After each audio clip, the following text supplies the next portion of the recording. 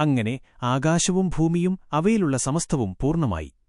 ദൈവം തന്റെ ജോലി 7-ാം ദിവസം പൂർത്തിയാക്കി.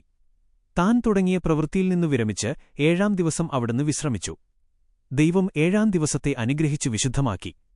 കാരണം ദൈവം സൃഷ്ടിച്ച സൃഷ്ടികളിൽ നിന്നു വിരമിച്ച് വിശ്രമിച്ചത് ആ ദിവസമായിരുന്നു. ഇതാണ് ആകാശത്തിന്റെയും ഭൂമിയുടെയും ഉൽപ്പത്തിചരിത്രം. ഏദൻ തോട്ടം.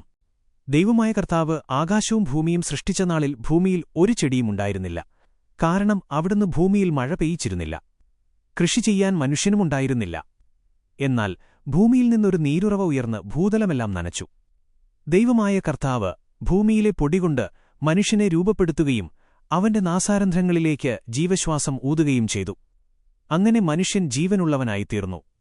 ദൈവമായ കർത്താവ് കിഴക്ക് ഏദനിൽ ഒരു തോട്ടമുണ്ടാക്കി താൻ രൂപം കൊടുത്ത മനുഷ്യനെ അവിടെ താമസിപ്പിച്ചു.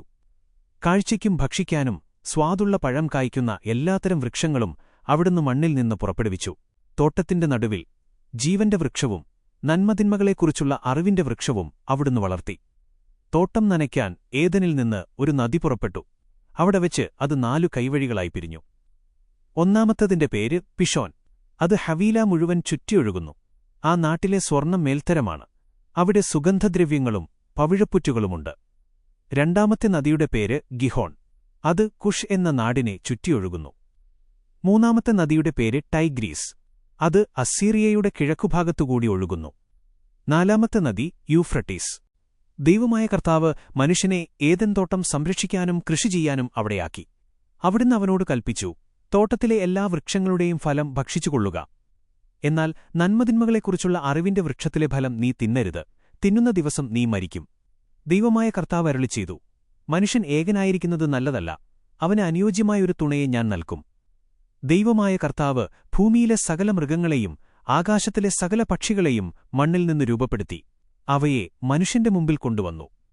മനുഷ്യൻ അവയ്ക്ക് പേരിട്ടു. എല്ലാ കാലികൾക്കും ആകാശത്തിലെ പക്ഷികൾക്കും വയലിലെ മൃഗങ്ങൾക്കും അവൻ പേരിട്ടു.